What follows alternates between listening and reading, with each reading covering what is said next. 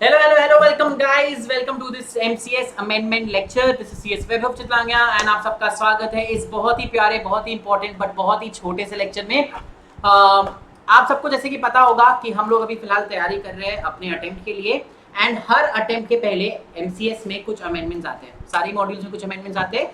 ICSI कुछ नए case laws जो ICSI को लगता है कि इंपॉर्टेंट है एंड बच्चों को पता होना चाहिए, उन केस लॉज को ऐड करती है आपके सिलेबस में, राइट।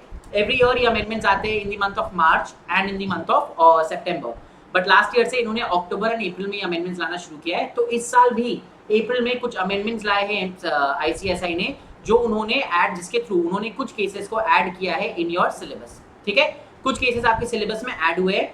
नाउ आपको अगर ये नहीं पता है कौन सा क्या बोलते हैं, कौन सा कब आया सप्लीमेंट, कहाँ से आया सप्लीमेंट, कहाँ पढ़ने को मिलेगा, टेंशन मत लो। सप्लीमेंट उसके साथ साथ जो नोट्स है सब चीज आपके लिंक पे अपलोड कर दिया गया है। You can just simply download it from there and आपको आपका पूरा मटेरियल जो है मिल जाएगा। ठीक है, नाउ अगर आप सप्लीमेंट खोल के देखोगे जो ICSI ने अपलोड किया है, तो यू विल रियलाइज दैट ये सप्लीमेंट जो है इसमें 62 पेजेस है।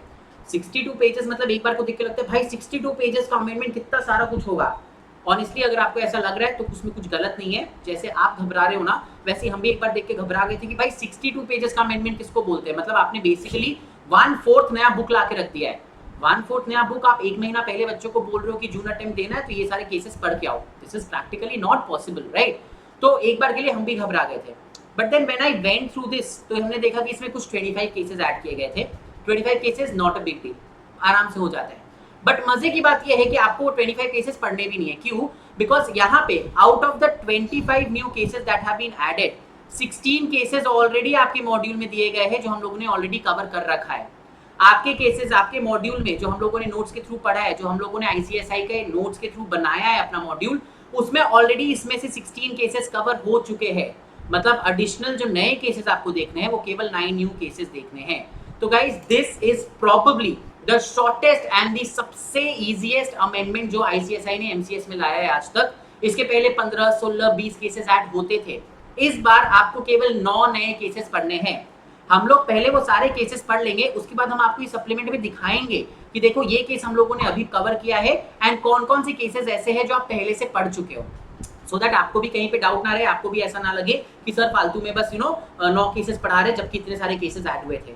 So again guys I am repeating, 25 नए केसेस ऐड हुए हैं इन योर सिलेबस, बट मजे की बात यह है कि उसमें से 16 केसेस ऐसे हैं जो आप ऑलरेडी पढ़ चुके हो, जो ऑलरेडी आपके मेन मॉड्यूल में है, जिसके लेक्चर्स एंड नोट्स आपको ऑलरेडी मिल चुके हैं। तो वो आपको वापस से पढ़ने की जरूरत नहीं है। जो आपको वापस से पढ़ना है वो बस 9 एडिशनल केसेस है। तो हम लोग फटाक से वो 9 एडिशनल केसेस देखेंगे एंड हम लोग अपना ये अमेंडमेंट लेक्चर को कंप्लीट कर देंगे। ठीक है, तो आर यू गाइस रेडी? क्या आप सब तैयार हुई अमेंडमेंट लेक्चर देखने के लिए? बहुत छोटा सा लेक्चर होने वाला है, 1 घंटे का होगा एट मैक्स एंड उसमें हम लोग अपना सारा 9 का 9 केसेस कवर कर लेंगे। ठीक है, चलो तो हम लोग फिर स्टार्ट करते बिना किसी डीले के। हम लोग चैप्टर वाइज जाएंगे, जो जो चैप्टर्स में नए नए केसेस आए हैं, चैप्टर नंबर 1 से स्टार्ट करके चैप्टर नंबर 8 तक वील सी की कौन कौन से नए केसेस हैं एंड हम लोग वो नए केसेस को डिस्कस करेंगे जैसे कि हम हमेशा करते हैं। नीडलेस टू से आपके इंस्टीट्यूट ने ऐसा मॉड्यूल दिया था इस फॉर्मेट में जैसा वो हमेशा देती है, लेकिन हमने आपके लिए प्रॉपर जैसे हम लोगों ने नोट्स में पढ़ा है उस नोट्स में इसको कन्वर्ट कर दिया है सो दैट आपको प्रॉब्लम ना हो। तो आपको सप्लीमेंट खोल के देखने की भी जरूरत नहीं है ICSI की, आप सिंपली ये नोट्स खोल के देखोगे तो आपके सारे केसेस कवर हो जाएंगे सो दैट आपको एग्जाम में इजी हो। इसलिए हम ऑलरेडी ये नोट्स को इस फॉर्मेट में डाल चुके हैं सो दैट आपके बाकी केसेस इस फॉर्मेट में हो, सप्लीमेंट के भी न्यू एडिशनल केसेस जो है वो भी इसी फॉर्मेट में आपको मिले। ठीक है, तो क्लियर हुआ सबको? क्लियर हुआ गाइस सबको? चलो तो अब बिना किसी डीले के let's start with our amendment lecture. This amendment lecture is with respect to those amendments जो अप्रैल 2020 में ऐड किए गए थे। 2022 में अप्रैल 2022 में जो केसेस ऐड किए गए थे, ये अमेंडमेंट लेक्चर उसके लिए है। जून अटेम्प्ट में ये एप्लीकेबल होगा, दिसंबर अटेम्प्ट में भी ये एप्लीकेबल होगा, आज के बाद जितने अटेम्प्ट्स होंगे सब में ये एप्लीकेबल होगा। तो गाइस सोचेगा मत कि अच्छा ये तो जून के जस्ट पहले आया था तो जून ही में बस एप्लीकेबल होगा, दिसंबर अटेम्प्ट में एप्लीकेबल नहीं होगा। These lectures are applicable for June 2022 attempt as well as December 2022 attempt. Both attempts के लिए applicable है। तो चाहे आपने जून अटेम्प्ट के लिए चाहे आप जून अटेम्प्ट के लिए बैठ रहे हो या आप दिसंबर अटेम्प्ट के लिए बैठ रहे हो, आपको ये लेक्चर देखना जरूरी है। Clear guys? चलो तो बिना किसी डिले के स्टार्ट करते हैं। पहले हम लोग स्टार्ट करेंगे चैप्टर नंबर 1 में। चैप्टर नंबर 1 का नाम है corporate laws including companies act. इसमें आपको आई थिंक एक ही केस ऐड किया गया है नया, तो अपने फटाक से ये केस देख लेते हैं। इस केस का नाम है Ravindra Bajpai versus Mangalore special economic zone limited. Supreme court का ये ऑर्डर है और बहुत ही इंटरेस्टिंग केस है ये ना। यहाँ पे हुआ क्या था देखिए, रविंद्र बाजपेयी जो है यहाँ पे जो एप्लेंट है, is Ravindra Bajpai and Mangalore special economic zone limited जो कंपनी है, that company is the respondent. ठीक है, तो एप्लेंट के पास एक जमीन था, there was a land which the appellant owned, वो उसके पोजेशन में भी था, he was the owner also of that land. तो वो जो लैंड था, वो जो पीस ऑफ लैंड था, एप्लेंट उसको ओन भी करता था एंड एप्लेंट उसके पोजेशन में भी था। ठीक है, इसी लैंड से रिलेटेड ये केस है। हुआ क्या था कि ये जो लैंड है ना, ये जो ओन करते थे, उसके आसपास प्रॉपर ऐसे स्टोन वॉल्स बनाए गए थे, उसमें बहुत सारे वैल्यूएबल ट्रीज भी थे, सब चीज था। It was a very good piece of land जिसमें आसपास हमने बाउंड्री करके रखा हुआ है, उसमें अंदर बहुत सारे वेरिड प्रकार के डिफरेंट प्रकार के बहुत महंगे महंगे पेड़ भी लगे हुए। So it was a very good piece of land जो रविंद्रनाथ बाजपेयी ओन करते थे। ठीक है, now Mangalore special economic zone ने क्या किया, उन्होंने डिसाइड किया कि वो अपने स्पेशल इकोनॉमिक जोन में एक वाटर पाइप ले डाउन करेंगे। वो अपने स्पेशल इकोनॉमिक जोन में एक वाटर पाइप ले डाउन करेंगे। कहां से कहां तक? Mangalore Bajpe old airport road जो है, जहां पे ये प्रॉपर्टी सिचुएटेड थी, जहां पे ये लैंड सिचुएटेड था, वहां पे उन्होंने बोला कि हम लोग यहाँ पे एक पाइपलाइन पूरा ले डाउन करेंगे। अब एक बात बताओ, अगर मान लो ये एक पूरा एरिया है, इसमें आपकी इतनी सी जमीन है, अगर हम इस एरिया में पाइपलाइन डालने की सोचते हैं तो मेरे को नेचुरल सी बात है, वो पाइपलाइन आपकी जमीन से क्रॉस करते हुए ले जाना पड़ेगा। यस और नो? मेरे को पाइपलाइन आपकी जमीन से क्रॉस करते हुए ले जाना पड़ेगा ना। हम आपकी जमीन को स्किप करके तो पाइपलाइन नहीं ले जा पाएंगे। सो सेम वे, जिस जमीन पे इस कंपनी ने सोचा था कि हम पाइपलाइन बिछाएंगे, उसी रास्ते में बीच में रविंद्रनाथ बाजपेयी का वो जमीन आ रहा था। इन्होंने नोटिस वगैरह भेजा, इन्होंने उनको बोला कि देखो हम यहाँ जमीन लगाना चाह रहे हैं वगैरह वगैरह, रवि यहाँ पे हम पाइपलाइन लगाना चाह रहे हैं। रविंद्र बाजपेयी ने बोला नहीं, मेरे जमीन पे कोई पाइपलाइन वगैरह नहीं लगेगा। फिर रविंद्रनाथ बाजपेयी चले गए सिटी से बाहर कुछ काम के लिए, वेकेशन मनाने के लिए। जब वो सिटी से वापस आके देखे तो यहाँ पे उन्होंने देखा कि Mangalore special economic zone limited जो कंपनी है, उन्होंने इनके पीठ पीछे पूरे एरिया में अपना पाइपलाइन का काम कर दिया है।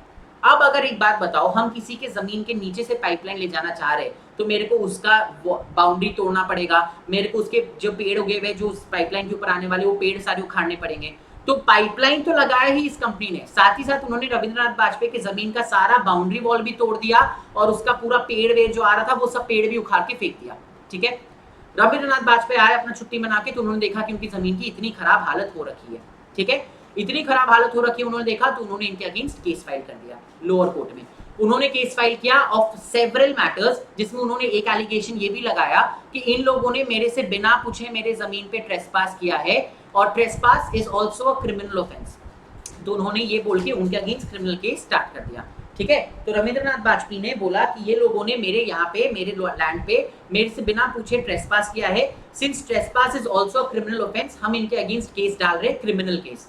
तो रविंद्र बाजपेयी ने इस कंपनी के अगेंस्ट क्रिमिनल केस डाल दिया और उनके अगेंस्ट ये एलिगेशन लगा दिया कि उन्होंने ट्रेसपास का ऑफेंस कमिट किया था। समझ आया यहाँ तक? सिंपल, किसी और की जमीन थी, मुझे पाइपलाइन ले डाउन करना था, वो इंसान मान नहीं रहा था, तो जैसे ही उसने सिटी छोड़ा वेकेशन के लिए, मैंने पाइपलाइन डाल दिया बिना उससे पूछे और मैंने उसकी सारी जमीन को बर्बाद कर दिया। बेसिकली पेड़ उखाड़ दिए, बाउंड्री वॉल तोड़ दिया वगैरह वगैरह। तो उस इंसान ने मेरे अगेंस्ट क्रिमिनल ट्रेसपास का केस फाइल कर दिया। ठीक है, नाउ ये सारा काम किसने कराया? ये सारा काम इस कंपनी ने कराया। मैंगलोर स्पेशल इकोनॉमिक जोन जो कंपनी है, उस कंपनी ने ये सारा काम कराया था। ठीक है, रविंद्र बाजपेयी ने जब केस फाइल किया तो उन्होंने Mangalore special economic zone limited इस कंपनी के अगेंस्ट तो केस फाइल किया ही किया, साथ ही साथ इस कंपनी के डायरेक्टर्स एंड इसके चेयरमैन के अगेंस्ट भी केस फाइल कर दिया। मतलब जब उन्होंने केस फाइल किया तो उन्होंने यहाँ पे डायरेक्टर और चेयरमैन के का भी नाम डाल दिया उस पे लिस्ट ऑफ अक्यूज्ड में। ठीक है, जब कोर्ट के पास केस पहुंचा तो कोर्ट ने सबको नोटिस भेज दिया, सबको समन्स भेज दिया। तो समन्स एक आई है कंपनी के अगेंस्ट भी, बिकॉज कंपनी के अगेंस्ट भी केस फाइल हुआ है, डायरेक्टर के अगेंस्ट भी समन्स आई है, चेयरमैन के अगेंस्ट भी समन्स आई है। ठीक है, सबको अलग अलग समन्स गया कि तुम्हारे अगेंस्ट ही केस फाइल हुआ है, तुम्हारे अगेंस्ट ही केस फाइल हुआ है। ठीक है, जब डायरेक्टर और चेयरमैन को ये समन्स आए तो डायरेक्टर एंड चेयरमैन ने इसके अगेंस्ट ऑब्जेक्शन रेज कर दिया। उनका बोलना है कि हम लोगों ने अपने पर्सनल कैपेसिटी में यहाँ पे कुछ भी नहीं किया, हम लोग अगर इन्वॉल्व भी थे तो हम लोग कंपनी के डायरेक्टर और चेयरमैन की तरह इन्वॉल्व थे, we were never involve in our personal capacity. तो ये क्रिमिनल केस जो है वो हमारे अगेंस्ट क्यों फाइल हो रहा है? The criminal case is not being filed against the director of the company, it is being filed against the person who acts as the director of the company. मतलब अगर मान लो हम इस कंपनी के डायरेक्टर है तो वो मेरे लिए मेरे पर्सनल कैपेसिटी में मेरे अगेंस्ट उन्होंने केस फाइल कर दिया और कोर्ट ने मुझे समन्स भी भेज दिया मेरे पर्सनल कैपेसिटी में। तो डायरेक्टर और चेयरमैन ने बोला यार ये कौन सी बात हुई, मैंने वहां पे अपने पर्सनल कैपेसिटी में तो कुछ नहीं किया, अगर मैंने वहां कोई एक्शन किया भी, अगर मैंने वहां कोई हरकत की भी है तो वो मैंने एज अ डायरेक्टर और a chairman of this company किया है, मैंने अपने पर्सनल कैपेसिटी में कोई हरकत नहीं किया, तो आपने ये समन्स मेरे को मेरे पर्सनल कैपेसिटी में कैसे भेज दिया। रविंद्रनाथ वाजपेयी ने बोला अरे तुमने पर्सनल कैपेसिटी में नहीं किया मतलब क्या होता है, जब तुम डायरेक्टर की तरह काम कर रहे हो क्या तुम अपना दिमाग घर पे रख के आते हो, तुमने जो भी किया वो अपने अपने जान में रह के अपना डिसीजन लिया ना, तो तुमने पर्सनल कैपेसिटी में भी किया है, तुमको यहाँ पे आना पड़ेगा। यहाँ पे डायरेक्टर और चेयरमैन बोल रहे यार ये तो बहुत गलत बात है, हम चेयरमैन हैं, हम डायरेक्टर है, in the capacity of a director and chairman हम लोग ने जो किया वो किया, तुम क्रिमिनल के ऑफेंस के लिए मेरे को पर्सनल कैपेसिटी में समन्स भेज रहे हो, आगे जाके अगर मान लो मेरा गड़बड़ पता भी चलता है तो तुम तो मेरे को उठा के जेल में डाल दोगे, मैंने अपने पर्सनल कैपेसिटी में कुछ भी नहीं किया, तो मेरे को क्यों पर्सनल कैपेसिटी में समन्स आ रहा है। ये था इसके डायरेक्टर एंड चेयरमैन का क्वेश्चन। लड़ते झगड़ते लोग सब सुप्रीम कोर्ट तक पहुंचे।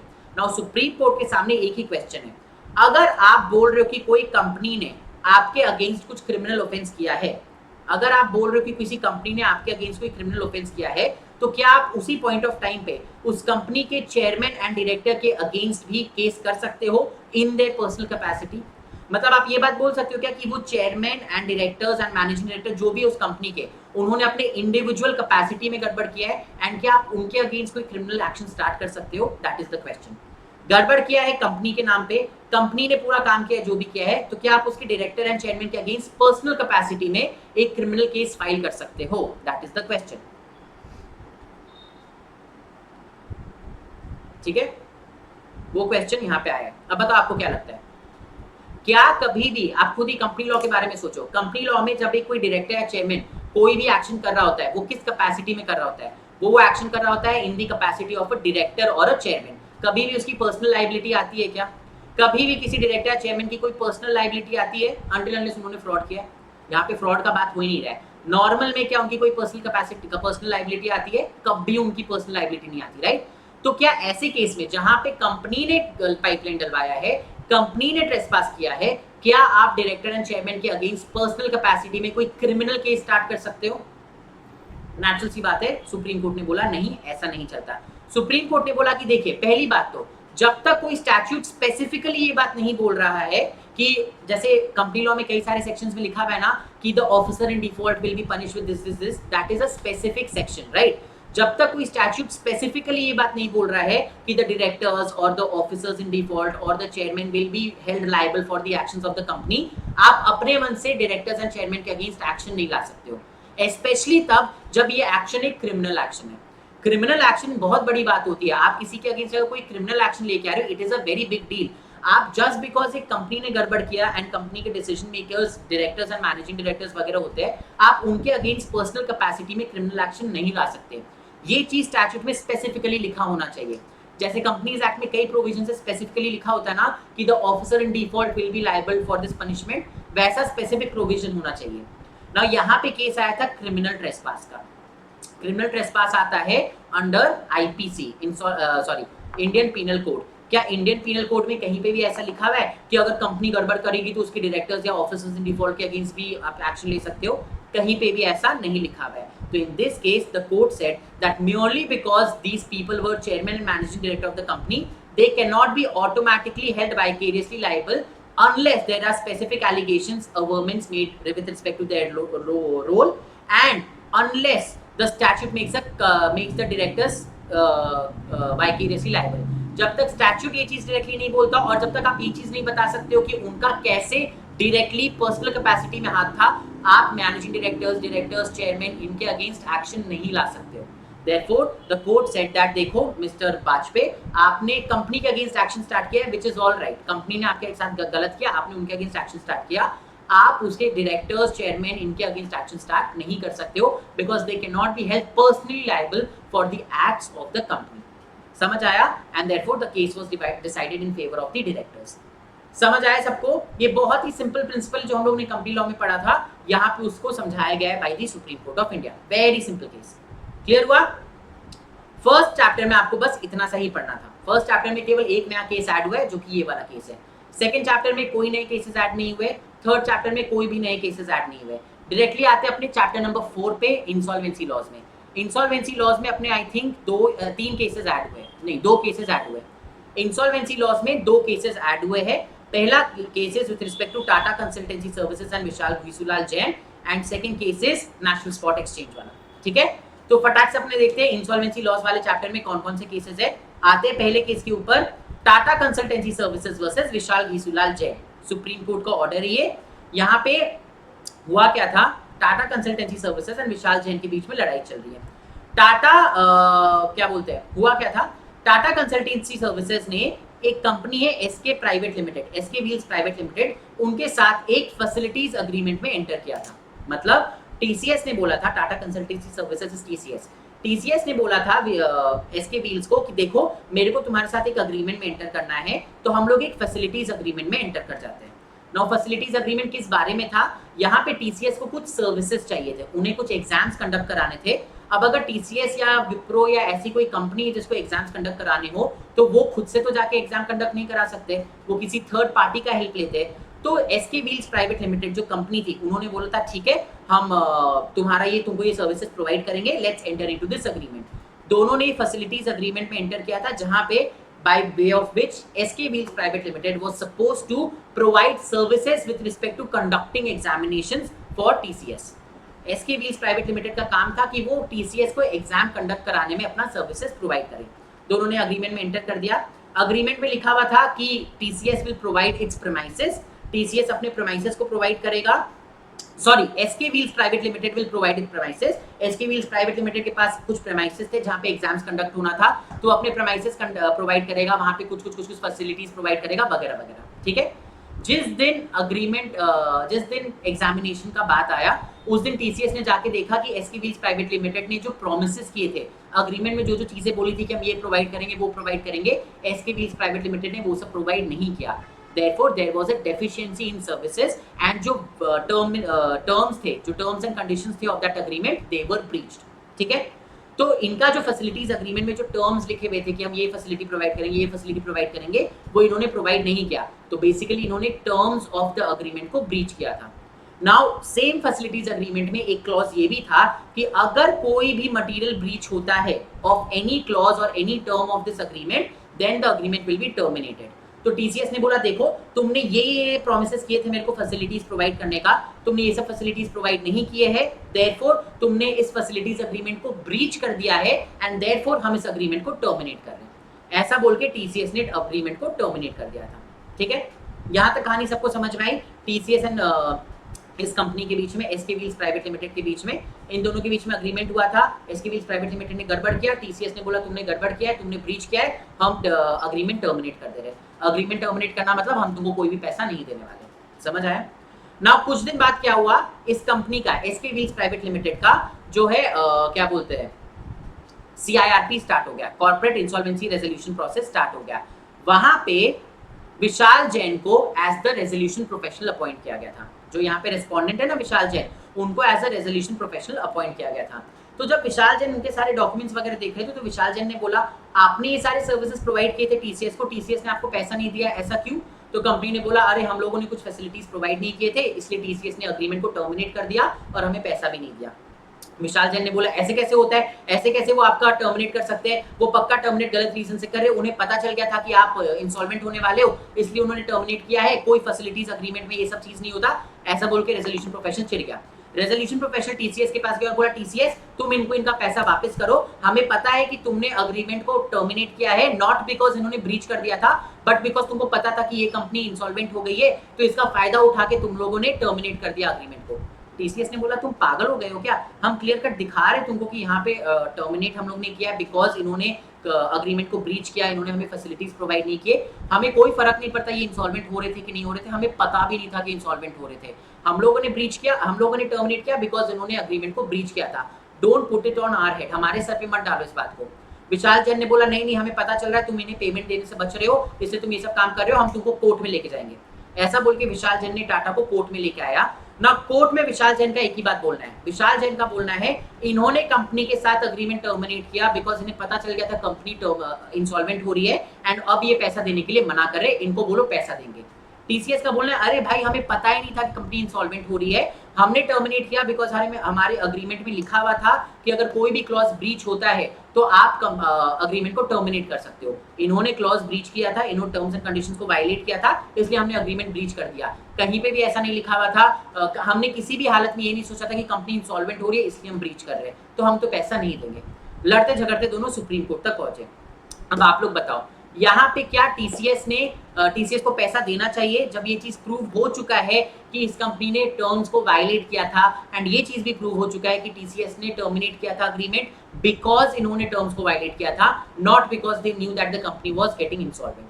क्या ऐसे केस में टीसीएस को आप फोर्स कर सकते हो पैसा देने के लिए? बताओ। नेचुरल सी बात है, ऐसे केस में आप टर्मिनेट क्या बोलते हैं टीसीएस को फोर्स नहीं कर सकते हो। यहाँ पे हमारा एविडेंस जो था वो चीज दिखा रहा था कि टीसीएस ने उन्हें नोटिस भेजा था कि देखो तुम ये सब फैसिलिटीज प्रोवाइड नहीं कर रहे हो, हमें फैसिलिटीज प्रोवाइड करो।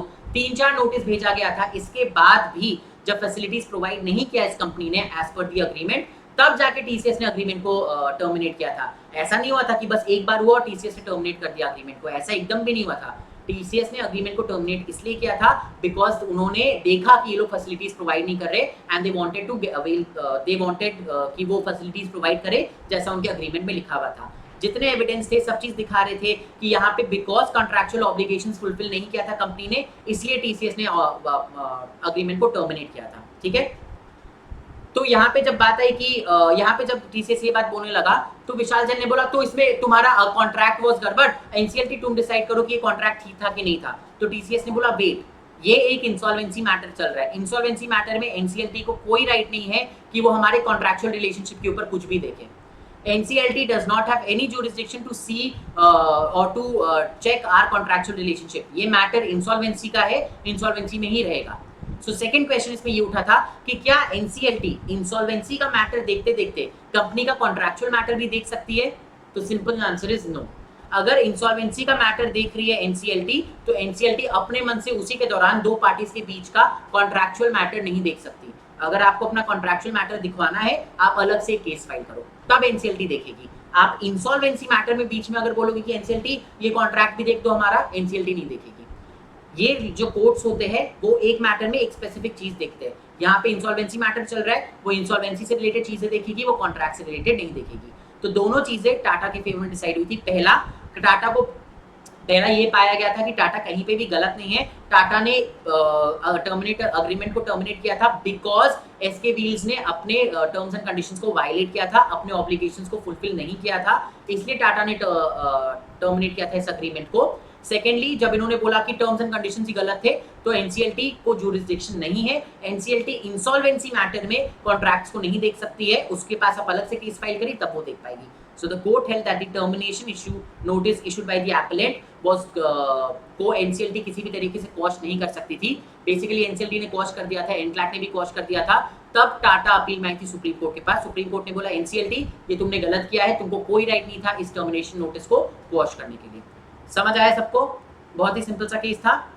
क्या समझा हम लोग ने यहाँ पे कि टाटा ने पूरे एविडेंस प्रूव कर दिए कि उन्होंने अग्रीमेंट को टर्मिनेट किया था बिकॉज इन लोगों ने अपना इन्होंने टर्मिनेट को वायलेट किया, इन्होंने अग्रीमेंट को वायलेट किया था। एंड सेकेंडली, अगर आप इंसॉल्वेंसी मैटर में एनसीएलटी को बोलते हो कि तुम कॉन्ट्रैक्ट्स का रिलेशनशिप देखो, तो एनसीएलटी को वो पार नहीं है, एनसीएलटी को वो ज्यूरिसडिक्शन नहीं है। इंसॉल्वेंसी मैटर में NCLT will check only insolvency related matters, nothing related to contracts. Clear हुआ सबको? ठीक है, आते सेकंड केस में। सेकंड केस का नाम है national spot exchange limited versus Anil Kohli who was the resolution professional for Dunar food limited. ठीक है ना, यहाँ क्या हुआ था देखिए, ड्यूनार फूड लिमिटेड जो एक हमारा कंपनी था उसका सीआईआरपी चल रहा था ना। सीआईआरपी में एनसीएलटी ने कुछ ऑर्डर पास किया था ना। एनसीएलटी ने जब ऑर्डर पास कर दिया तो नेशनल स्पॉट एक्सचेंज ने बोला हमें इसके अगेंस्ट अपील करना है। एज पर आईबीसी कितना दिन का टाइम मिलता है आपको अपील करने में? अगर आपको एनसीएलटी के ऑर्डर से एनक्लैट के पास जाना है अपील फाइल करने में, तो आपको मिलता है 30 डेज का टाइम, राइट।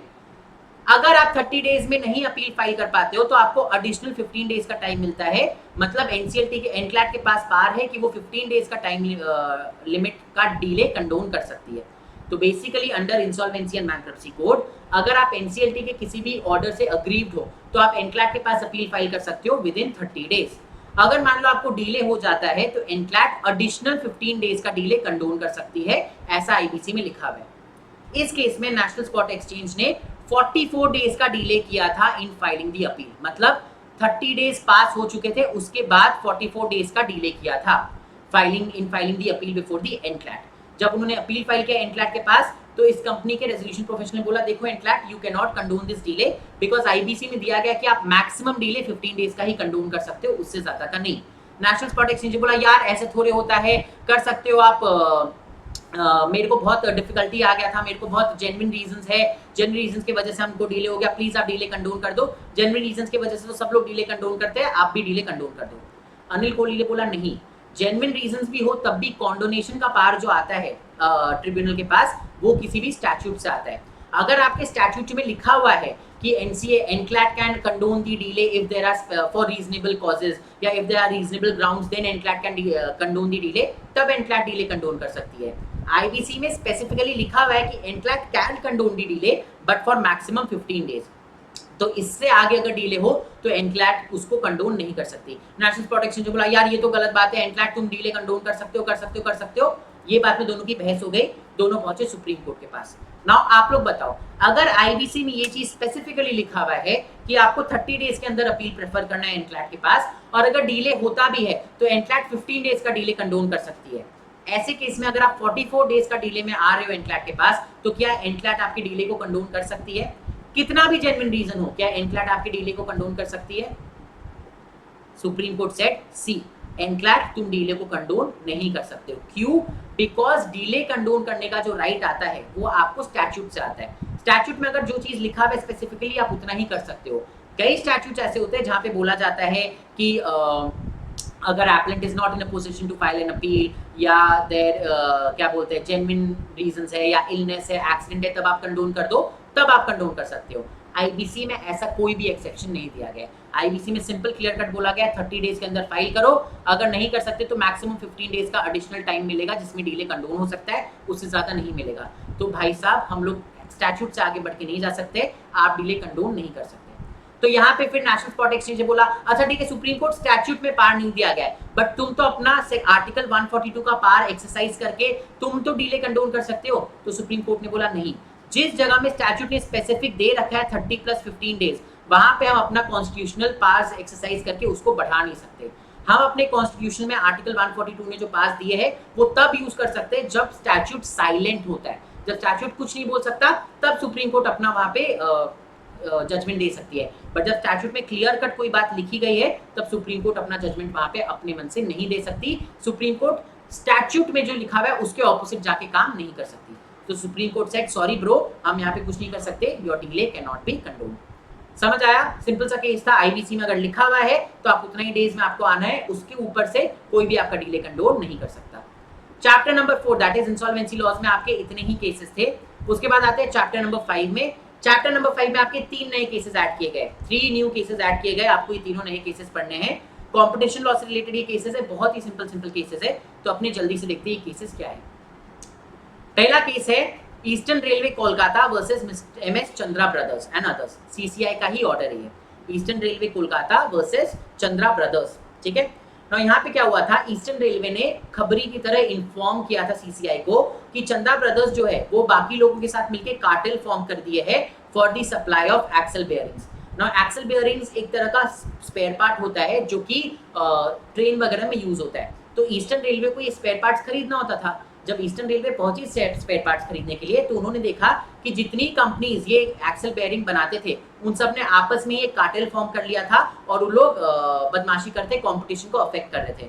तो ईस्टर्न रेलवे ने जाके सीसीआई को कंप्लेन कर दिया। सीसीआई ने पूरा अपना इन्वेस्टिगेशन वगैरह चालू किया। ठीक है, सीसीआई ने जब अपना इन्वेस्टिगेशन वगैरह चालू किया तो सीसीआई ने देखा कि यस देयर वाज कार्टेलाइजेशन, इन कंपनी से मिलके मतलब चंद्रा ब्रदर्स एंड अदर्स जो है ना, इन 3-4 कंपनी से मिलके कार्टेल फॉर्म किया था, उन्होंने अपने प्राइस को कंट्रोल किया था, उन्होंने एंटी कंपेटिटिव हरकतें की थी।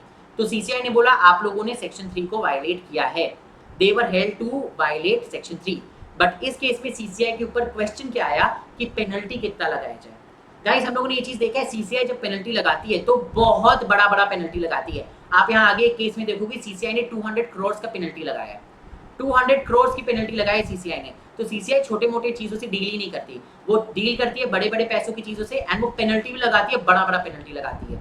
तो यहाँ पे सीसीआई ने ये चीज तो असर्टेन कर लिया कि चंद्रा ब्रदर्स एंड अदर्स ने सबने मिलके कार्टेल फॉर्म किया था, उन्होंने सेक्शन 3 का वायलेशन किया था। फिर क्वेश्चन उठा पेनल्टी कितना लगाया जाए। अब आपको अगर एक बात बताओ, किसी भी अथॉरिटी को अगर राइट मिला है कि पेनल्टी लगा सकते हो तुम, तो क्या अथॉरिटी को आंख बंद करके पेनल्टी लगा देना चाहिए या उसे सराउंडिंग सर्कमस्टेंसेस सब चीज देखना चाहिए? क्वेश्चन यहाँ पे ये उठा कि मेरे को राइट है, सीसीआई को राइट है कि वो पेनल्टी लगा सकती है, बट क्या just because they have a right to impose penalty, क्या उन्हें पेनल्टी लगा देना चाहिए? उन्हें आसपास की सिचुएशन को नहीं देखना चाहिए? तो यहाँ पे सीसीआई ने बोला कि सी हम मेरे को पूरा राइट है इन कंपनीज के ऊपर पेनल्टी लगाने का बिकॉज उन्होंने सेक्शन 3 को वायलेट किया है। बट अगर आप इन कंपनीज को देखो तो ये सारी कंपनीज एमएसएमईज है, मतलब medium small and micro enterprises, मतलब ये सब छोटी कंपनीज है, ठीक है। ऑलरेडी ये कंपनीज छोटी है, उसके ऊपर से जब पैंडेमिक आया कोविड-19 तो उस वजह से कंपनीज बहुत पिटी है, इनका बहुत नुकसान हो गया है। अगर आज हम एज सीसीआई इनके ऊपर पेनल्टी लगा देते हैं तो देयर इज अ पॉसिबिलिटी कि शायद ये कंपनीज बंद हो जाए। हमें वो नहीं करना। सीसीआई का काम ये नहीं कि वो कंपनीज को बंद करे, सीसीआई का काम है कि वो मार्केट में कंपटीशन हेल्दी चल रहा है वो चीज को इंश्योर करे। इस केस में जब इन कंपनीज के अगेंस्ट केस स्टार्ट हुआ था, कंपनीज ने आके बहुत सॉरी बोला था, उन्होंने सारे इन्वेस्टिगेशन में हेल्प कर दिया था, उन्होंने पूरा कोऑपरेट किया था, पूरा सपोर्ट किया था, उन्होंने बस इसी चक्कर में सपोर्ट किया था कि उनके ऊपर पेनल्टी नहीं लगाई जाए। They have undertaken that they will not continue with these activities in future. बेचारी छोटी कंपनीज है, इंडियन इकोनॉमी में उनका ऐसी हालत खराब है, कोविड-19 की वजह से और पिट गए, तो ऐसी सिचुएशन में सीसीआई के ऊपर क्वेश्चन आया क्या पेनल्टी लगाया जाए? बताओ आप लोग अगर सीसीआई में होते तो क्या आप लोग पेनल्टी लगाते? नहीं लगाते, राइट? ऐसा तो नहीं है कि सीसीआई के ऊपर ऑब्लिगेशन की पेनल्टी लगाओ, उनको चॉइस दिया गया पेनल्टी लगाना है कि नहीं। तो इस केस में सीसीआई ने बोला कि देखो ये सारी चीजों को ध्यान में रखते हुए हमारे हिसाब से पेनल्टी लगाना, मॉनेटरी पेनल्टी लगाना इज नॉट करेक्ट। उन्होंने cease and desist order pass किया, उन्होंने ऑर्डर पास कर दिया कि देखो कंपनीज तुम लोग जो कर रही हो वो चीज करना बंद कर दो, ये गलत है, तुम अगर आगे करोगे तो हम तुमको वार्निंग दे रहे हैं, हम तुम्हारे ऊपर हेवी पेनल्टी लगाएंगे, लास्ट वार्निंग की तरह इसको मानो एंड ये जो भी हरकत तुम कर रहे हो इसको करना बंद करो। ये बोल के सीसीआई ने डिसाइड किया कि हम कोई भी मॉनेटरी पेनल्टी नहीं लगाएंगे, हम उनको एक बार डांट दे रहे, उनको वार्निंग दे रहे, उन बच्चों ने भी हमें बहुत सपोर्ट किया, कोऑपरेट किया है, सारा इन्वेस्टिगेशन में हेल्प किया है, so we will not impose any penalty.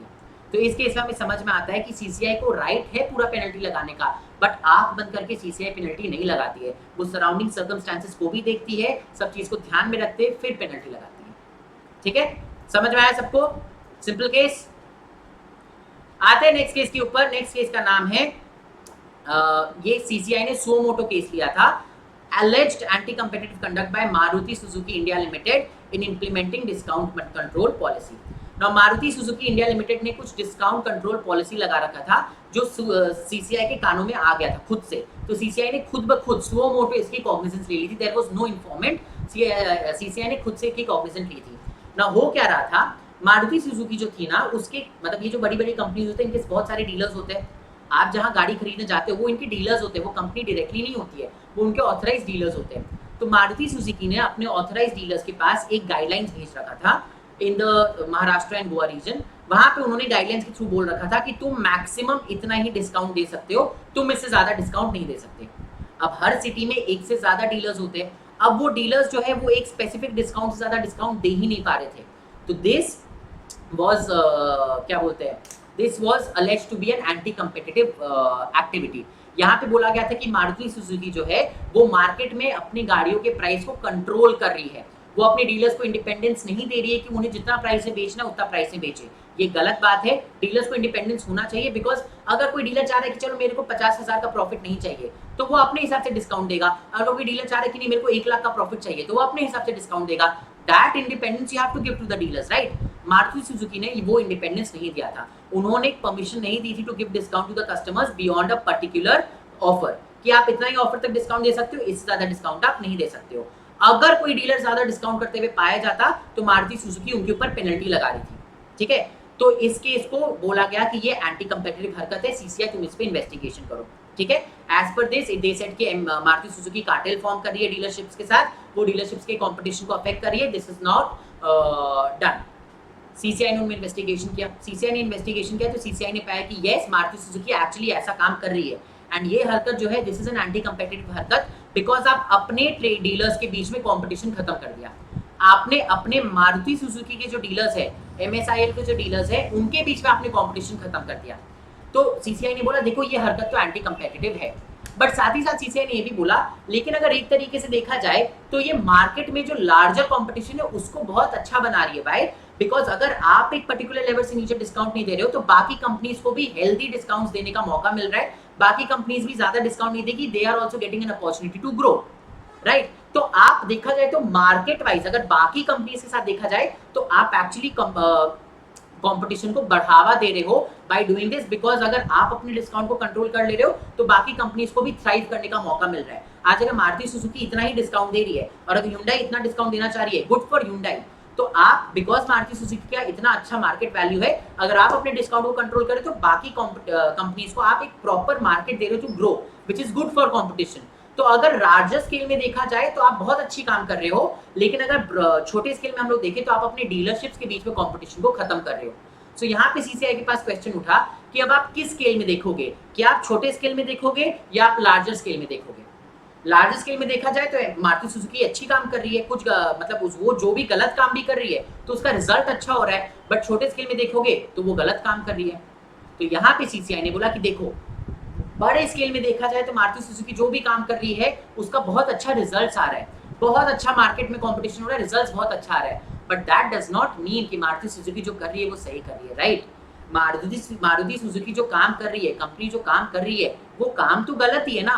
अब उसका रिजल्ट आपको ग्रेटर गुड में अच्छा मिल जा रहा है, that's a different matter all together, but उसका रिजल्ट अच्छा हो रहा है, इसके वजह से आप उस गलत काम को तो सही नहीं बोल दोगे ना। जो काम गलत है वो तो गलत ही रहेगा। मारुति सुजुकी अगर कंपटीशन एक्ट के प्रोविजंस को वायलेट कर रही है तो वायलेट कर रही है। यहाँ पे अगर मार्केट को इन द लार्जर स्केल कोई अच्छा बेनिफिट हो रहा है, that should not be considered. तो यहाँ पे सीसीआई ने बोला किसी MSIL तुमने वायलेट किया है प्रोविजंस को, अब वो तुम्हारे छोटे स्केल में अफेक्ट कर रहा है, बड़े स्केल में अफेक्ट नहीं कर रहा है, उससे हमें फर्क नहीं पड़ता। तुमने प्रोविजंस वायलेट किए हैं, तुमने कंपटीशन को अफेक्ट किया है विद इन योर डीलर्स, तो हम तुम्हारे ऊपर पनिशमेंट लगाएंगे। I can not punish you, आपको पेनल्टी पे करना पड़ेगा। और यहाँ पे ही मारुति सुजुकी के ऊपर 2 करोड़ का पेनल्टी लगाया गया था, 200 करोड़ का पेनल्टी लगाया गया था। बड़ी कंपनी है, कम के सीसीआई ने पेनल्टी लगा दिया, 200 करोड़ का पेनल्टी उन्होंने लगा दिया। उन्होंने बोला मारुति सुजुकी तुमने गड़बड़ किया है, चाहे मेरे मार्केट को कितना भी अच्छा हो रहा हो, तुमने वायलेशन किया है, हम तुम्हारे ऊपर पेनल्टी लगाएंगे। एंड उनके ऊपर 200 करोड़ की पेनल्टी लगा दी गई थी। तो यहाँ पे ये चीज हमें समझ में आया कि सी अगर वायलेशन होता है और उससे कुछ अच्छा भी हो रहा है, दैट डज नॉट मीन कि वायलेशन सही हो गया। जो चीज वायलेशन हुआ है वो वायलेशन तो हुआ ही है, आप उसको सही नहीं कर सकते हो अगर आपका इनएडवर्टेंटली वो चीज सही हो जा रहा है, मार्केट में सही हो रहा है, that's a different matter, result उसका अच्छा है, डिफरेंट मैटर। बट अगर आपने वायलेशन किया है तो वायलेशन का तो आपको पेनल्टी पे करना ही पड़ेगा। तो यहाँ पे कोर्ट ने बोला कि आपको पेनल्टी का पे तो करना ही पड़ेगा, बिकॉज आपने वायलेशन तो किया है। समझ आया सबको? समझ आया? चलो आते हैं अपने लास्ट केस में of competition loss, case number 3, informant that is confidential, उन्होंने अपना नाम डिस्क्लोज नहीं किया था, versus Grasim Industries limited. Informant versus Grasim Industries limited, CCI का ऑर्डर है ये, ठीक है ना। यहाँ पे क्या हुआ था, यहाँ पे जो इन्फॉर्मेंट था उन्होंने ग्रासिम इंडस्ट्रीज के अगेंस्ट एक कंप्लेन फाइल की थी कि उन्होंने सेक्शन 3 एंड सेक्शन 4 के प्रोविजंस को वायलेट किया है with respect to viscose staple fibre. Now viscose staple fibre is a product जो कई सारे मशीन्स में यूज होता है।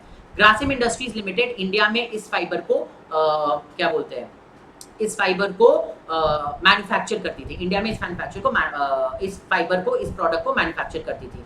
तो इन्फॉर्मेंट ने ये बोला कि ग्रासिम इंडस्ट्रीज लिमिटेड अपनी हरकतों की वजह से एंटी कंपेटिटिव हरकतें भी कर रही है और अपने डोमिनेंट पोजीशन को, section 4 is abuse of dominance, right, तो अपने डोमिनेंट पोजीशन को अब्यूज भी कर रही है। सीसीआई तुम इसमें देखो, सीसीआई ने केस स्टार्ट किया, सीसीआई ने बोला पहले लेट्स सी सेक्शन 4 का वायलेशन। कभी भी अब्यूज ऑफ डोमिनेंस का कोई भी केस आता है तो सबसे पहले हम लोग क्या देखते हैं, सबसे पहले हम लोग देखते हैं रेलेवेंट मार्केट।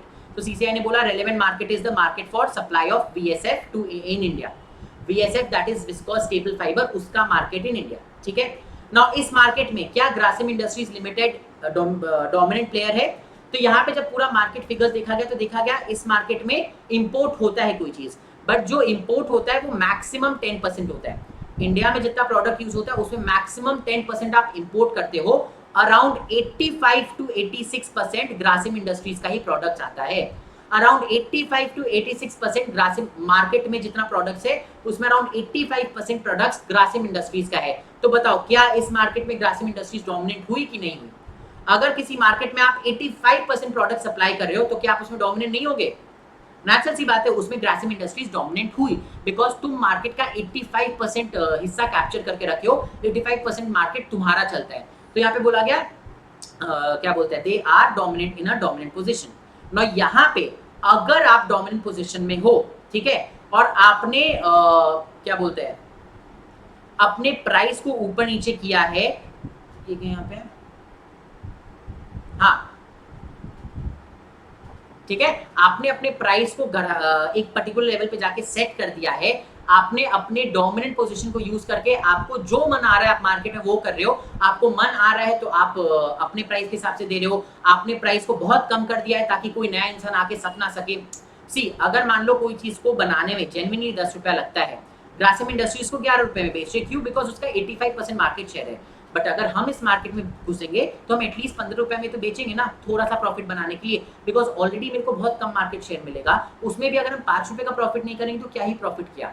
ग्रासिम इंडस्ट्रीज के पास 85% मार्केट शेयर है, वो अगर 1 रुपया भी प्रॉफिट करती है हर एक प्रोडक्ट में तो उसको बहुत सारा प्रॉफिट हो जाएगा। तो ग्रासिम इंडस्ट्रीज यही काम कर रही थी, वो बहुत कम प्राइस से बेच रही थी सो दैट कोई नया इंसान आ ही ना पाए। तो यहाँ पे सीसीआई ने बोला, देखो ग्रासिम इंडस्ट्रीज, पहली बात तो तुम डोमिनेंट प्लेयर हो इन द मार्केट, तुम अपने डोमिनेंस को यूज कर रहे हो, कम पैसे में चीजों को बेच रहे हो ताकि कोई भी इंसान कोई भी नया एंट्रेंट आ ना सके मार्केट में। This is abuse of dominance and therefore you have violated section 4। CCI ने बोला आपने सेक्शन 4 वायलेट किया है ग्रासिम इंडस्ट्रीज, बिकॉज आप डोमिनेंट पोजीशन में हो और अपने डोमिनेंट पोजीशन को आप मिसयूज कर रहे हो, अब्यूज कर रहे हो, कम प्राइस में चीजें बेच रहे हो, so that new entrants cannot enter into the market, therefore you have violated your dominant position। समझ में आया? When it comes to section 3, section 3 में कोर्ट ने बोला कि यहाँ पे दिया भी क्या है, डोमिनेंट एंटिटी है वो अपने ऐसे प्राइसेस से बेच रही which are not economically viable for other spinners to continue with their activity of spinning, therefore आपने लार्ज नंबर ऑफ स्पिनर्स को एक्सक्लूड कर दिया है मार्केट से एंड आप उन्हें रिफ्यूज कर रहे हो, आप नए एंट्रेंट्स को मार्केट में आने नहीं दे रहे हो, therefore you have abused your dominance and आपने सेक्शंस को वायलेट किया है of competition act. therefore the court held that the OP, that is Grasim Industries had abused its dominant position in the relevant market। ठीक है, section 3 के बारे में उन्होंने कुछ नहीं बोला, उन्होंने बोला भाई तुमने सेक्शन 4 ही वायलेट कर दिया तो हम तुम्हारे ऊपर पेनल्टी लगा रहे हैं, तुमने अपने डोमिनेंट पोजीशन को अब्यूज किया। समझ आया सबको? समझ आया सबको? ठीक है। ओ अच्छा, कंपटीशन लॉ में एक और केस था, 4 केसेस ऐड हुए आपके कंपटीशन लॉ में।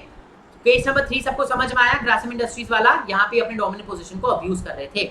केस नंबर 4 है मेरू ट्रैवल्स लिमिटेड वर्सेस उबर India systems limited. Again CCI का ऑर्डर है। मेरू ट्रैवल, जो मेरू कैब्स थे ना, उन्होंने उबर के अगेंस्ट केस फाइल किया है सीसीआई के पास। उनका बोलना है कि उबर जो है वो अभी अभी दिल्ली में स्टार्ट हुई है और वो लोग दिल्ली में बहुत ज्यादा डिस्काउंट्स दे रहे हैं लोगों को, वो लोग अपना नुकसान करके लोगों को डिस्काउंट दे रहे हैं राइड में, therefore they are abusing their dominant position, they are abusing their dominant position as well as they are entering into they are you know doing predatory pricing। predatory pricing क्या होता है? जब आप कोई चीज को कम रुपए में दो ताकि बाकी लोग अफोर्ड ही ना कर सके, बाकी कंपनीज मार्केट से निकल ही जाए और केवल आपसे लोग सामान खरीदे, that is called predatory pricing। तो यहाँ पे मेरू ट्रैवल्स ने बोला कि पहली बात तो उबर इंडिया प्रीडेटरी प्राइसिंग कर रही है, वो कम अमाउंट में अपने बहुत हैवी डिस्काउंट्स दे रही है और ड्राइवर्स को भी ज्यादा पैसा दे रही है, अपना कुछ भी प्रॉफिट नहीं रख रही है ताकि हम लोग मार्केट से निकल जाए और उसको पूरा मार्केट मिल जाए। एंड सेकेंडली उबर इंडिया जो है वो ये सब चीज इसलिए कर रही है बिकॉज वो डोमिनेंट पोजीशन पे, तो अपने डोमिनेंट पोजीशन को अब्यूज भी कर रही है। सीसीआई ने बोला ओके वेट लेट्स सी एक एक करके। पहली बात आपने बोला कि वो प्रीडेटरी प्राइसिंग कर रही है। ना हमने जो फैक्ट्स देखे उसके हिसाब से उबर इंडिया अभी आई है, वो नेटवर्किंग कर रही है। कोई भी कंपनी जब नया आता है, कहीं पे भी स्टार्ट करता है तो वो नेटवर्किंग करता है, राइट ना। उबर इंडिया का काम है ऑनलाइन सब चीज होने का। अगर उबर इंडिया अपना क्लाइंट बेस नहीं बनाएगी तब वो इंडिया में चल ही नहीं पाएगी। तो उबर इंडिया जो डिस्काउंट्स वगैरह दे रही है that is only to get clients, वो अपना नेटवर्क बढ़ाना चाह रही है। उसका काम ही ऐसा है कि नेटवर्क अगर वो नहीं बढ़ाएगी तो उसका काम चलेगा ही नहीं। और ये काम केवल उबर इंडिया नहीं कर रही है, ये जो भी नया कंपनी आज के दिन में आ रहा है वो यही करता है। स्टार्टिंग में कस्टमर्स को बनाने के लिए आप कम प्राइस से बेचते हो, this is not anti competitive, this is not predatory pricing, they are just trying to get their network which is a very good business strategy। उन्होंने बस अपना बिजनेस स्ट्रैटेजी ऐसा बनाया है, दिस इज जस्ट नेटवर्किंग।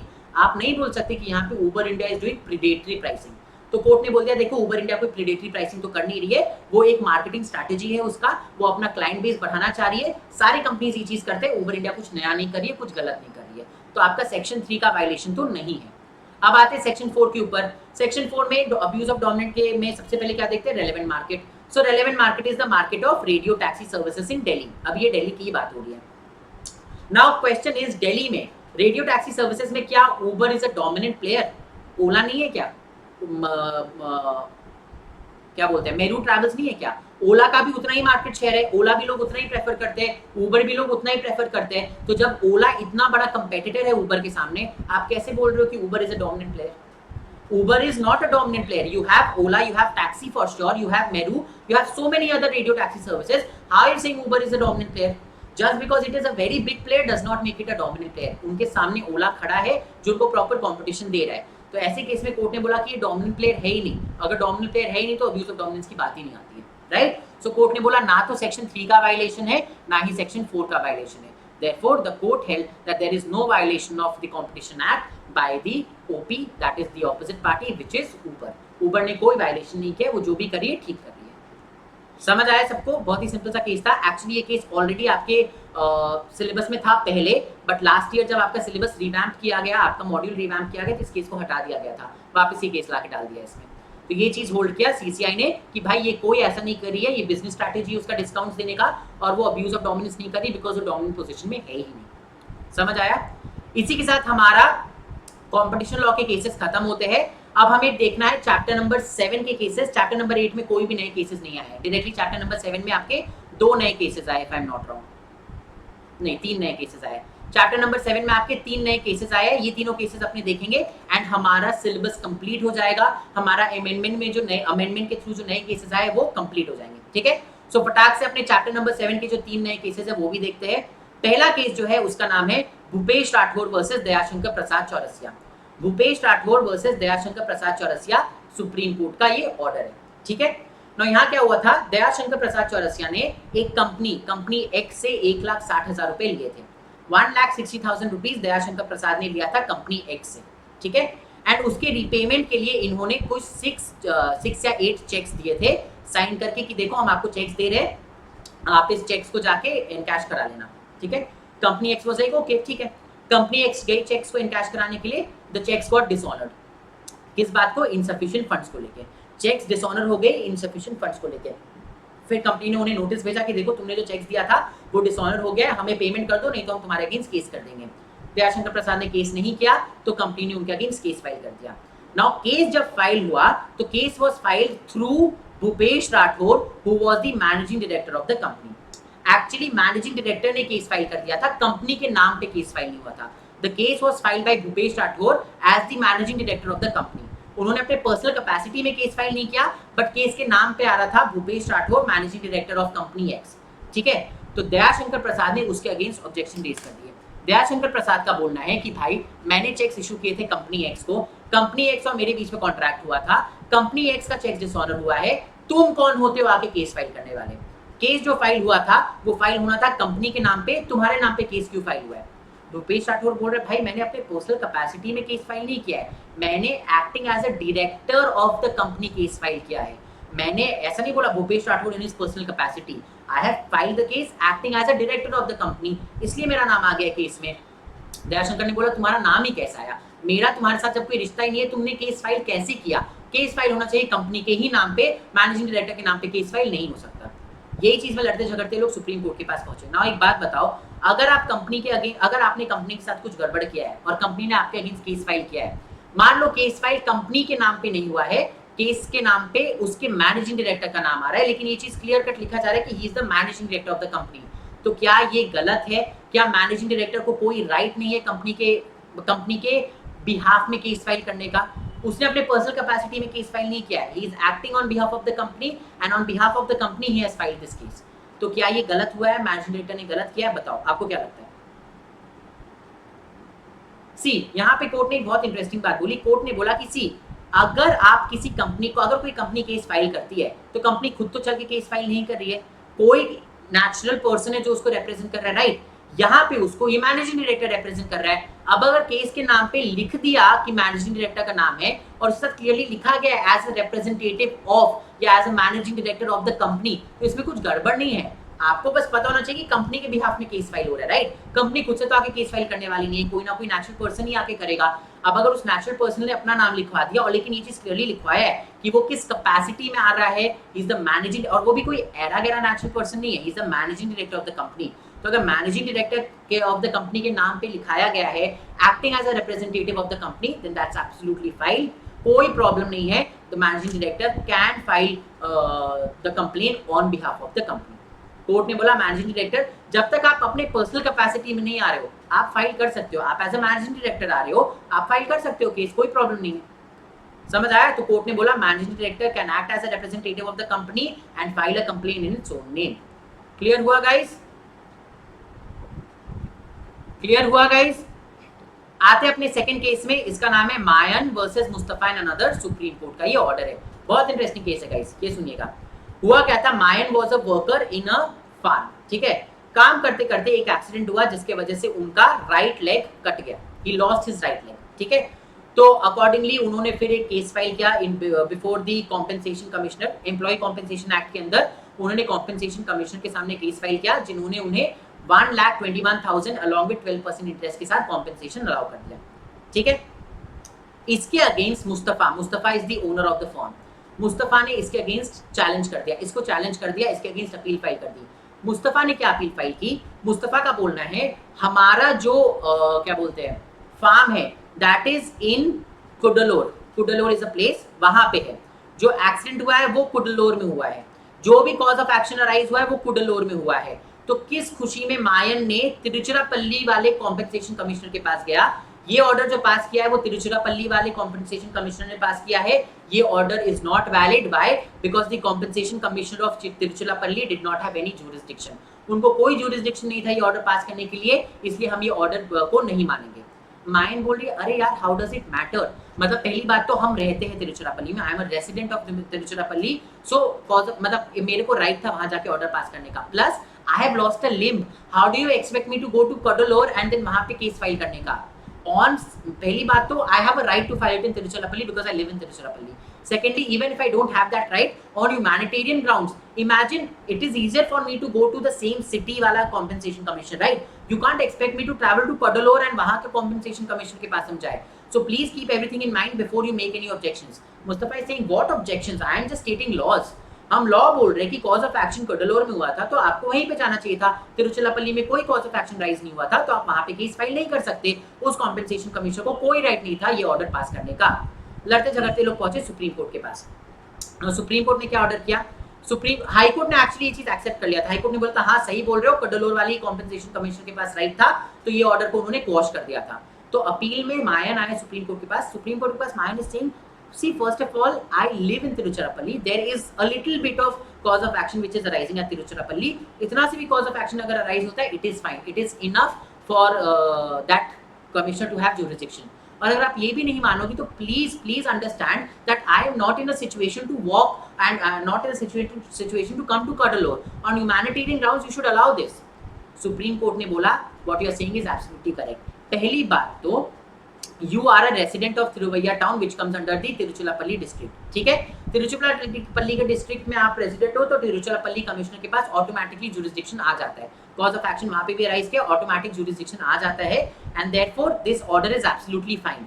उसके ऊपर से आपको ह्यूमैनिटेरियन ग्राउंड्स में हाई कोर्ट को ये ऑर्डर पास नहीं करना चाहिए था, हाई कोर्ट को सेट असाइड नहीं करना चाहिए था इस पर्टिकुलर केस को, व्हाई, बिकॉज आपने एक लिम्ब खोया है, high court should have been more empathetical और उन्हें रैशनली सोचना चाहिए था। बट एनी विच वे आपका जुरिसडिक्शन आता है तिरुचिरापल्ली वाले कॉम्पेंसेशन कमिश्नर के पास because you live there and therefore जो कॉम्पेंसेशन कमिश्नर का ऑर्डर था दैट्स एब्सोल्युटली वैलिड, कोई प्रॉब्लम नहीं इस ऑर्डर में। ऐसा बोल के सुप्रीम कोर्ट ने बोला कि तिरुचिरापल्ली वाले कॉम्पेंसेशन कमिश्नर के पास ये जुरिसडिक्शन था। जुरिसडिक्शन क्यों था? Because this person used to live in Tiruchirappalli. Clear हुआ गाइस? क्लियर हुआ गाइस? बढ़िया। आते अपने लास्ट केस में जो हम लोग को डिस्कस करना है अमेंडमेंट के थ्रू, लास्ट केस में जो हमें डिस्कस करना है इसका नाम है Indsil hydropower and manganese limited versus state of Kerala. Indsil hydropower and manganese limited versus state of Kerala, ठीक है ना। हुआ क्या था ये देखिए, स्टेट ऑफ केरला ने एक पॉलिसी बनाई थी जिससे उन्होंने अलाउ किया था प्राइवेट एजेंसीज को to set up hydel schemes for generation of electricity. Hydro power के थ्रू इलेक्ट्रिसिटी जनरेट करने के लिए उन्होंने प्राइवेट एजेंसीज को भी अलाउ किया था, बट उसके लिए आपको गवर्नमेंट के साथ एक अग्रीमेंट में एंटर करना पड़ता एंड गवर्नमेंट को कुछ चार्जेस देने पड़ते हैं। तो इंसिल हाइड्रो पावर ने बोला यार ये तो अच्छा मौका है, हम लोग खुद ही अपना इलेक्ट्रिसिटी जनरेट करते हैं, चलो हम लोग एक हाइड्रो पावर प्रोजेक्ट डाल देते हैं। उन्होंने एक हाइड्रो पावर प्रोजेक्ट डाल दिया। उन्होंने पहले अग्रीमेंट में एंटर किया गवर्नमेंट के साथ, जहां पे गवर्नमेंट के साथ उनका एक क्लॉज था जो लिखा हुआ था, irrigation department will be requested not to charge royalty on water. जो भी लोग यूज कर रहे हैं उसके ऊपर ये लोग रॉयल्टी चार्ज नहीं करेंगे। तो जब भी कोई भी इंडस्ट्री कोई भी वाटर वगैरह यूज करती है then the government charges royalty on it. तो इनके बीच में जब अग्रीमेंट हुआ था वहां पे लिखा गया था कि the irrigation department will be requested to not charge any royalty on whatever resources this company is using for generation of electricity. ठीक है, इनका अग्रीमेंट हो गया। इंसिल ने स्टार्ट कर लिया अपना हाइड्रो पावर प्रोजेक्ट, उन्होंने इलेक्ट्रिसिटी जनरेट करना शुरू कर दिया।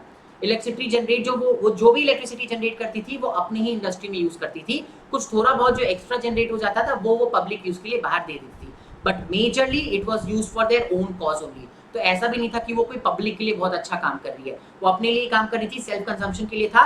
जो थोड़ा बहुत बचता था वो पब्लिक में बांट देती थी कि चलो ये एक्सेस इलेक्ट्रिसिटी जनरेट हो गया, ये पब्लिक को हम लोग दे देते हैं। ठीक है, आगे जाके क्या हुआ, जब इनका सब चीज स्टार्ट हुआ तो गवर्नमेंट की तरफ से इनको एक नोटिस आया कि आप रॉयल्टी पे करो। ठीक है, तो उन्होंने बोला अरे हमारे अग्रीमेंट में लिखा हुआ है कि रॉयल्टी पे नहीं करेंगे। तो गवर्नमेंट ने बोला नहीं, ऐसा अग्रीमेंट में कुछ भी नहीं लिखा हुआ है, तुम्हें रॉयल्टी पे करना पड़ेगा। इस बात को लेके दोनों के बीच लड़ाई स्टार्ट हो गई और दोनों सुप्रीम कोर्ट के पास पहुंचे। इंसिल का बोलना है हमारे अग्रीमेंट में लिखा हुआ है, दो बात बोला उन्होंने। पहला, हमारे अग्रीमेंट में लिखा हुआ है कि हमें रॉयल्टी पे नहीं करना पड़ेगा, तो ये हमसे रॉयल्टी क्यों मांग रहे हैं। एंड सेकेंडली, हम इतना अच्छा काम कर रहे हैं, हम इलेक्ट्रिसिटी जनरेट कर रहे हैं, हम लोगों को इलेक्ट्रिसिटी बांट रहे हैं, और आप मेरे से रॉयल्टी मांग रहे हो just because I use the water, that water is public's water only and I am generating electricity for public, so why are you taking royalty from me. Government ने क्या बोला, गवर्नमेंट ने बोला पहली बात तो कहीं पे भी अग्रीमेंट में ये नहीं लिखा है कि हम तुम पे रॉयल्टी चार्ज नहीं करेंगे। लिखा गया है कि इरिगेशन डिपार्टमेंट को रिक्वेस्ट किया जाएगा कि वो रॉयल्टी चार्ज ना करे, कहीं पे भी ऐसा नहीं लिखा गया है कि तुम पे रॉयल्टी चार्ज होगा ही नहीं। सो इरिगेशन डिपार्टमेंट ने बात नहीं माना, उन्हें रॉयल्टी चाहिए, तुम्हें रॉयल्टी देना पड़ेगा। एंड सेकंड, ये जो तुम इतना अच्छा बनने के दिखावा कर रहे हो कि you are doing public good, आप पब्लिक का अच्छा कर रहे हो, ये सब दिखावा मत करो हमारे सामने, बिकॉज हमें पता है कि तुम जो भी इलेक्ट्रिसिटी जनरेट करते हो उसका 85% तुम खुद के लिए यूज करते हो, only 10% you give to public for their use. तो you are doing everything for yourself, तुम कुछ पब्लिक के लिए नहीं कर रहे हो, तो that is all the more reason why you should pay electricity. Indsil ने बोला नहीं, ये गलत बात है, तुमने पहले अग्री किया था कि तुम रॉयल्टी नहीं लोगे, ये बहुत गलत बात है, हम पब्लिक के लिए इतना अच्छा काम कर रहे हैं, तुम रॉयल्टी कैसे ले रहे हो। अब आप लोग बताओ क्या इस केस में इंसिल को रॉयल्टी देना चाहिए कि नहीं देना चाहिए। पहला आर्ग्यूमेंट, क्या इनके अग्रीमेंट में कहीं पे भी क्लियर कट लिखा हुआ है कि इन्हें रॉयल्टी नहीं चार्ज किया जाएगा? नो, इनके अग्रीमेंट में लिखा हुआ है कि the irrigation department will be requested, कहीं पे भी अश्योरेंस नहीं दिया गया था या कोई भी टर्म ऐसा नहीं था कि आप पे रॉयल्टी चार्ज नहीं करेंगे। तो पहली बात तो ऐसा नहीं था कि आप पे रॉयल्टी चार्ज नहीं किया जाएगा, हमने प्रॉमिस किया था, हमने बस बोला था कि हम रिक्वेस्ट करेंगे, उन्होंने मेरी रिक्वेस्ट नहीं मानी, I can't help it. So that is the first thing. Second thing, क्या कहीं पे भी ऐसा लिखा हुआ है, कहीं पे भी ये चीज समझ में आ रहा है कि पब्लिक के लिए अच्छा कर रहा है? नो, हमें साफ साफ दिखाई दे रहा है कि what they are doing is for their own consumption. It the generate, जो भी इलेक्ट्रिसिटी जनरेट करती है वो उनके ही फैक्ट्रीज एंड इंडस्ट्रीज में यूज हो जाता है। थोड़ा बहुत जो एक्सेस या सरप्लस इलेक्ट्रिसिटी जनरेट होता है वो पब्लिक को बांटती है। तो आप पब्लिक के लिए कुछ भी यहाँ पे अच्छा नहीं कर रहे हो। तो इन चीजों को ध्यान में रखते हुए सुप्रीम कोर्ट ने बोला कि आपको रॉयल्टी देना पड़ेगा, आप पब्लिक का नाम लेके यहाँ पे रॉयल्टी देने से नहीं बच सकते हो। समझ आया गाइस? तीन बातों को ध्यान में रखते हुए कोर्ट ने बोला कि आपको रॉयल्टी देना पड़ेगा।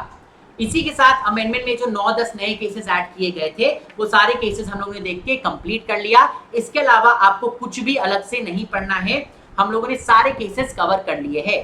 नाउ आपके मन की शांति के लिए एक बार हम लोग ये पूरा देख लेते कि सारे केसेस कवर हुए हैं कि नहीं हुए हैं। जो आपका आईसीएसआई ने सप्लीमेंट दिया था वहां से भी हम लोग देख लेते हैं। पहले चैप्टर में रविंद्रनाथ बाजपेयी, हम लोगों ने ये केस आज अभी डिस्कस कर लिया। दूसरा केस जो इन्होंने दिया है वो है विजय साई पोल्ट्रीज, ये आपके मॉड्यूल में मैंने इंक्लूड कर दिया है, ये आपको ऑलरेडी इसका वीडियो मिल चुका है, आप जाके चेक करना। जो आपको सप्लीमेंट मिला है या आपके मॉड्यूल में ये केस ऑलरेडी एडेड है। टीसीएस वर्सेस साइरस इन्वेस्टमेंट्स, ये केस भी हम ऑलरेडी अपने मेन लेक्चर्स में डिस्कस कर चुके हैं। अरुण कुमार जगत रमका वर्सेस जिंदल स्टील, ये केस भी हम लोग ऑलरेडी डिस्कस कर चुके हैं। गाइस आप अपने मॉड्यूल को, आप अपने सप्लीमेंट्स को खोल के देखो, वहां पे आपको दिख जाएगा जो नोट्स आपको मिला है उसमें ये सारे केसेस ऑलरेडी है। ब्रिलियो टेक्नोलॉजीज लिमिटेड वर्सेस आरओसी, ये भी केस हम लोग डिस्कस कर चुके हैं। ये भी आपको आप चेक कर लो, हमारा किया हुआ है। विजय साई पोल्ट्रीज वापस से उन्होंने डाल दिया है, ये हम लोग ऑलरेडी डिस्कस कर चुके हैं। तो फर्स्ट चैप्टर में इन्होंने डाले बहुत सारे केसेस है, बट उसमें से एक केस को छोड़ के सारे केसेस पहले से डिस्कस किए हुए हैं। केवल एक केस बचा हुआ था, वाजपेयी वाला केस, जो हम लोगों ने अभी डिस्कस कर लिया। नाउ देखते हैं चैप्टर नंबर 2, सिक्योरिटीज लॉ में भी कुछ केसेस ऐड किए गए हैं, लेकिन ये सारे केसेस ऑलरेडी आपके मॉड्यूल में दिए गए थे, जो हम ऑलरेडी आपके पुराने लेक्चर्स में डिस्कस कर चुके हैं, आप लोग ऑलरेडी पढ़ चुके हो। श्रुति वोरा, नीरज कुमार अग्रवाल वाला जो केस था वो हम लोग ऑलरेडी डिस्कस कर चुके हैं। जो व्हाट्सएप वाला केस था कि व्हाट्सएप पे लोग मैसेजेस फॉरवर्ड करते थे वगैरह वगैरह, ठीक है। सिक्योरिटीज लॉ में केवल यही केस था जो ऑलरेडी आपके डिस्कशंस में आ चुका है। फिर चैप्टर नंबर 4 में टीसीएस वर्सेस विशाल जैन, ये हम लोगों ने अभी डिस्कस कर लिया। National spot exchange limited versus Anil Kohli, ये भी हम लोगों ने अभी डिस्कस कर लिया, ये दो नए केसेस ऐड हुए थे। Orator marketing private limited versus Samtex designs, ये आपके मॉड्यूल में ऑलरेडी एडेड है, आपको इसका लेक्चर ऑलरेडी मिल चुका है पहले से। ऑरेटर मार्केट वापस उन्होंने दिया है, I don't know what they have done. Then India resurgence ARC private limited versus Amit Metaliks, ये भी आप लोग ऑलरेडी डिस्कस कर चुके हो, हम लोग ऑलरेडी डिस्कस कर चुके हैं, आपके मॉड्यूल में ऑलरेडी है ये। Sandeep Khaitan versus JSVM plywood industries, ये भी ऑलरेडी है आपके मॉड्यूल में, आप ध्यान से देखोगे आपको दिख जाएगा। अगर आपके मेन बुक में नहीं है तो आपको जो सप्लीमेंट्स दिया गया है वो सप्लीमेंट्स खोल के देखो, उसमें भी है। जहां पे भी अगर आपने प्री रिकॉर्डेड लेक्चर्स लिए, पहले के लेक्चर्स लिए, तो आपको सप्लीमेंट्स में ये केसेस दिखेंगे। अगर आपने फ्रेशली रिकॉर्डेड लेक्चर्स लिए तो आपको मेन बुक में ये लेक्चर्स दिखेंगे। फिर आता है चैप्टर नंबर 5 में कंपटीशन लॉ, ईस्टर्न रेलवे हम लोगों ने अभी डिस्कस किया, ये नया केस लॉ है जो ऐड हुआ है। मारुति सुजुकी हम लोगों ने अभी डिस्कस किया, ये नया केस लॉ है जो ऐड हुआ है। ग्रासिम इंडस्ट्रीज नया केस है जो ऐड हुआ है, ये हम लोगों ने अभी डिस्कस किया है। मेरू ट्रैवल्स नया केस है जो ऐड हुआ है, ये हम लोगों ने अभी डिस्कस किया है। इसके अलावा क्षितिज आर्या वर्सेस गूगल, ये ऑलरेडी आपके मॉड्यूल में है, ऑलरेडी आपके लेक्चर्स मिल चुके हैं। इसको आप अगर देखोगे अपने मटेरियल को खोल के तो आपको वहां पे ये दिख जाएगा। CP cell directorate versus Sankeshwar synthetics, already आपके मॉड्यूल में है, ये ऑलरेडी डिस्कस किया हुआ है पहले से, ये नया केस नहीं है, ये पुराना ही केस है। Professional softball clubs versus amateur baseball federation of India, ये भी हम लोग ऑलरेडी डिस्कस कर चुके हैं, ये भी आपके ऑलरेडी मॉड्यूल में दिया गया है। इतने ही केसेस ऐड किए गए थे आपके कॉम्पिटिशन लॉ में, जो नए केसेस थे वो हमने डिस्कस कर लिया, जो पुराने केसेस थे वो मैंने आपको मार्क करा दिया। फिर आते हैं लास्ट चैप्टर में जिसमें नए केसेस ऐड किए गए थे, उसका नाम है interpretation of law, chapter number 7। Bhupesh Rathore versus Dayashankar हम लोगों ने अभी जस्ट डिस्कस किया, ये नया केस है। मायन वर्सेस मुस्तफा, ये नया केस है, ये हम लोगों ने अभी जस्ट डिस्कस किया है। एंड इंसिल हाइड्रो पावर प्रोजेक्ट्स, ये भी नया केस है, ये हम लोगों ने अभी जस्ट डिस्कस किया है। इसके अलावा प्रकाश गुप्ता वर्सेस सेबी, ये हम लोग ऑलरेडी पहले डिस्कस कर चुके हैं, ये आपके मॉड्यूल में ऑलरेडी पहले से था, ये नया केस नहीं है। एंड दैट्स इट, यही था आपका अमेंडमेंट। यहाँ पे हम लोगों ने सारे नए केसेस डिस्कस कर लिए, मैंने आपको दिखा भी दिया कि जो बाकी के केसेस है जो ऐड हुए वो सारे केसेस ऑलरेडी आपके बुक में दिए गए थे, ये नए केसेस नहीं है, तो आपको स्ट्रेस लेने की जरूरत नहीं है। आपको इन शॉर्ट ये 9-10 केसेस ही पढ़ने हैं जो हम लोगों ने अभी के अभी डिस्कस किया, ठीक है। तो बस इसी के साथ हमारा अमेंडमेंट लेक्चर यहीं पे होता है खत्म, हम ये लेक्चर को यहीं पे करते हैं खत्म। आई रियली होप आपको आपका पूरा एमसीएस का तैयारी हो चुका है। अगर आपने सारे लेक्चर्स एंड ये साथ में देखा है तो आपका सारा तैयारी हो चुका है, you are all set for your examinations. Please please please be confident about yourself. अगर आपको कोई भी डाउट, कोई भी क्वेश्चन आता है, आप मेरे को बताइएगा। एमसीएस का पेपर कैसे अटेम्प्ट करना है उसके लिए अलग से एक लेक्चर हम लाइव लेंगे यूट्यूब पे, वेयर विल डिस्कस एमसीएस का पेपर कैसे अटेम्प्ट किया जाता है।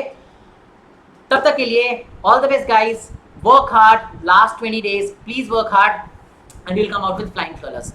आप सब जल्दी मिलेंगे with the live lecture on YouTube. तब तक के लिए हंसते रहिए, खुश रहिए, धन्यवाद।